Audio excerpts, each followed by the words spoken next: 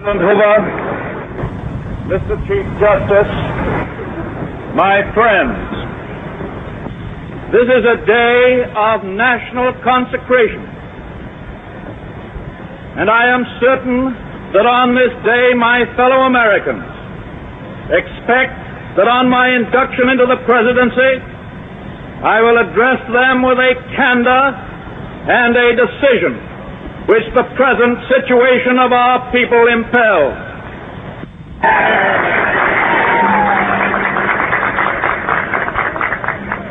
This is preeminently the time to speak the truth, the whole truth, frankly and boldly. Nor need we shrink from honestly facing conditions in our country today. This great nation will endure as it has endured, will revive and will prosper.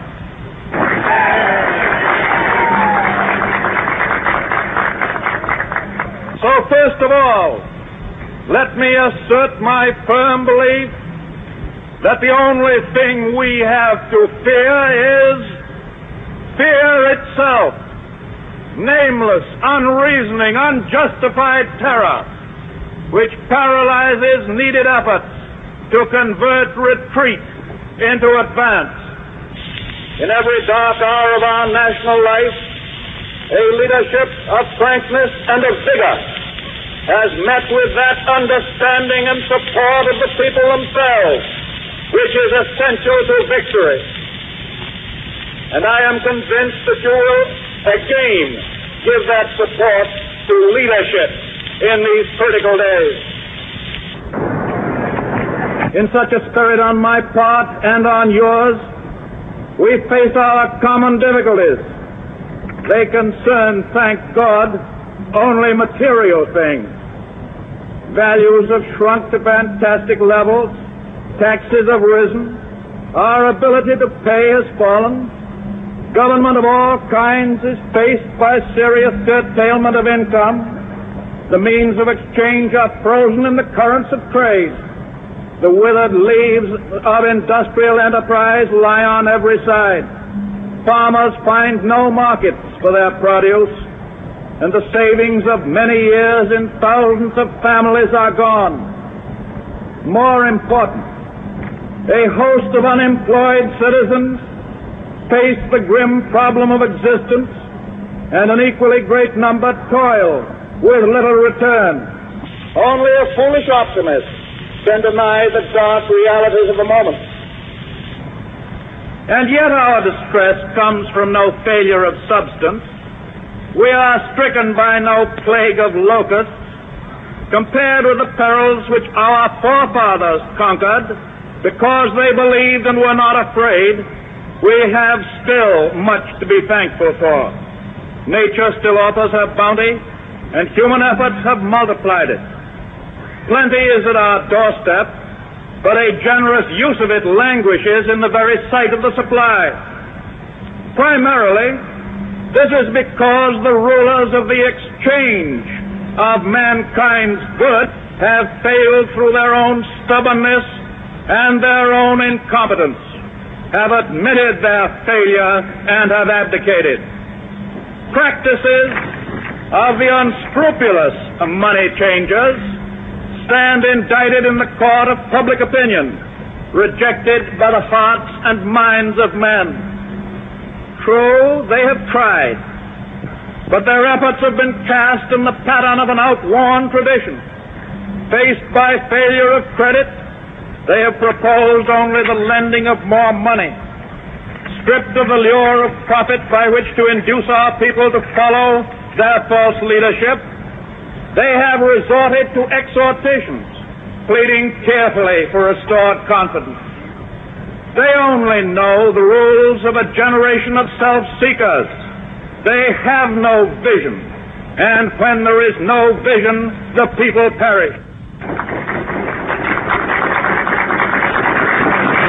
Yes, the money changers have fled from their high seats in the temple of our civilization. We may now restore that temple to the ancient truths.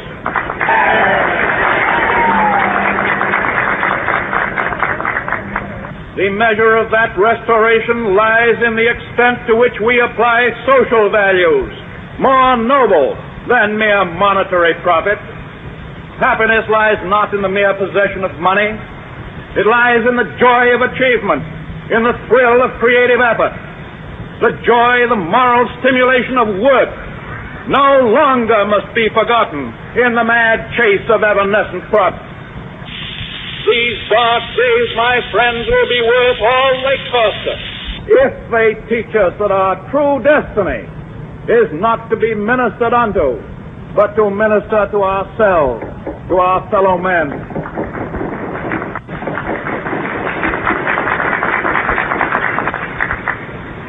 Recognition of that falsity of material wealth as the standard of success goes hand in hand with the abandonment of the false belief that public office and high political positions are to be valued only by the standards of pride of place and personal profit. And there must be an end to a conduct in banking and in business which too often has given to a sacred trust the likeness of callous and selfish wrongdoing.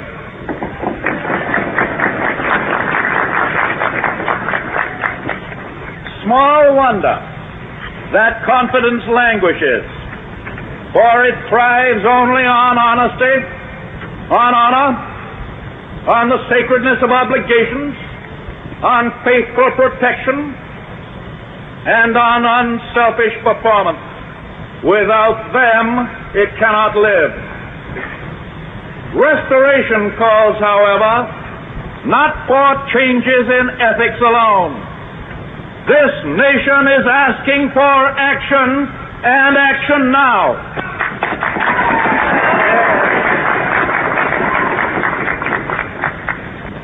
Our greatest primary task is to put people to work.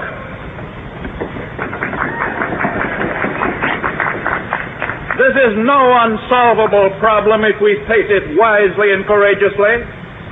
It can be accomplished in part by direct recruiting by the government itself, treating the task as we would treat the emergency of a war, but at the same time, through this employment, accomplishing greatly needed projects to stimulate and reorganize the use of our great natural resources. Hand in hand with that, we must frankly recognize the overbalance of population in our industrial centers, and by engaging on a national scale in a redistribution, endeavor to provide a better use of the land for those best fitted for the land. Yes, the task can be helped by definite efforts to raise the values of agricultural products, and with this the power to purchase the output of our cities. It can be helped by preventing realistically the tragedy of the growing loss through foreclosure of our small homes and our farms. It can be helped by insistence that the federal, the state, and the local governments act forthwith on the demand that their cost be drastically reduced. It can be helped by the unifying of relief activities which today are often scattered, uneconomical, unequal. It can be helped by national planning for and supervision of all forms of transportation and of communications and other utilities that have a definitely public character. There are many ways in which it can be helped, but it can never be helped by merely talking about it.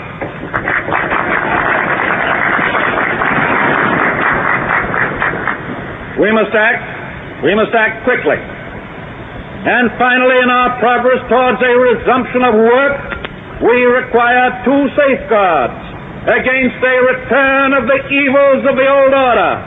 There must be a strict supervision of all banking and credits and investments. There must be an end to speculation with other people's money.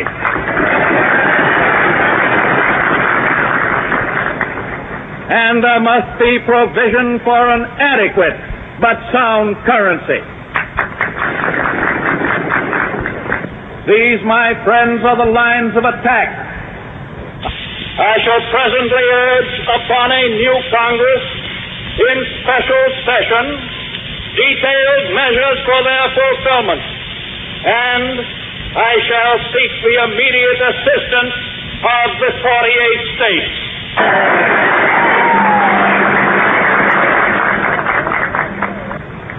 Through this program of action, we address ourselves to putting our own national house in order and making income balance outgo. Our international trade relations, though vastly important, are in point of time and necessity secondary to the establishment of a sound national economy. I favor, as a practical policy, the putting of first things first. I shall spare no effort to restore world trade by international economic readjustment, but the emergency at home cannot wait on that accomplishment. The basic thought that guides these specific means of national recovery is not narrowly nationalistic. It is the insistence as a first consideration upon the interdependence of the various elements in and parts of the United States of America. A recognition of the old and permanently important manifestation of the American spirit of the pioneer. It is the way to recovery. It is the immediate way. It is the strongest assurance that recovery will endure. In the field of world policy, I would dedicate this nation to the policy of the good neighbor. The neighbor who resolutely respects himself, and because he does so, respects the rights of others.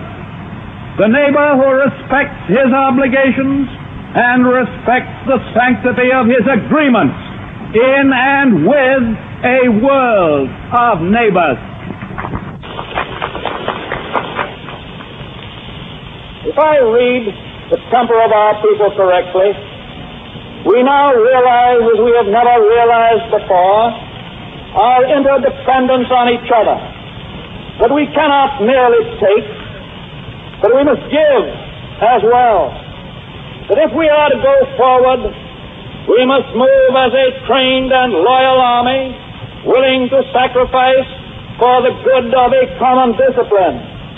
Because without such discipline, no progress can be made, no leadership becomes effective. We are, I know, ready and willing to submit our lives and our property to such discipline because it makes possible a leadership which aims at the larger good. This I propose to offer, pledging that the larger purposes will bind upon us all, as a sacred obligation, with a unity of duty hitherto evoked only in times of armed strife. With this pledge taken, I assume unhesitatingly the leadership of this great army of our people, dedicated to a disciplined attack upon our common problems. Action in this image, action to this end, is feasible under the form of government which we have inherited from our ancestors. Our Constitution is so simple, so practical, that it is possible always to meet extraordinary needs by changes in emphasis and arrangement without loss of essential form. That is why our constitutional system has proved itself the most superbly enduring political mechanism the modern world has ever seen. It has met every stress of vast expansion of territory, of foreign wars, of bitter internal strife, of world relations. And it is to be hoped that the normal balance of executive and legislative authority may be wholly equal, wholly adequate to meet the unprecedented task before us. But it may be that an unprecedented demand and need for undelayed action may call for temporary departure from that normal balance of public procedure. I am prepared, under my constitutional duty, to recommend the measures that a stricken nation in the midst of a stricken world may require. These measures, or such other measures as the Congress may build out of its experience and wisdom, I shall seek within my constitutional authority to bring to speedy adoption. But in the event that the Congress shall fail to take one of these two courses, in the event that the national emergency is still critical, I shall not evade the clear course of duty that will then confront me. I shall ask Congress for the one remaining instrument to meet the crisis: broad executive power to wage a war against the emergency as great as the power that would be given to me if we were in fact invaded by a foreign foe.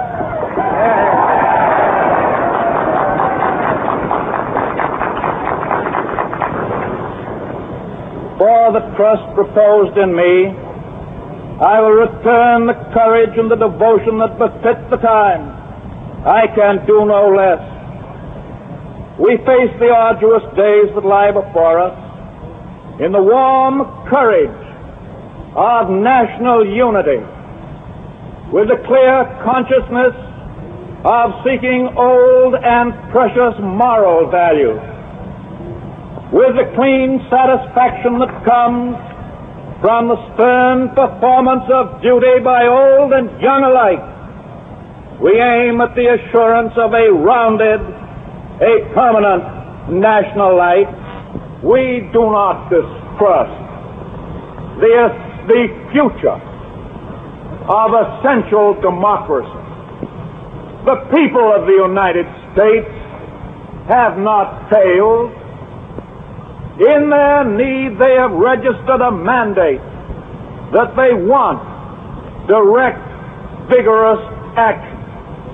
They have asked for discipline and direction under leadership.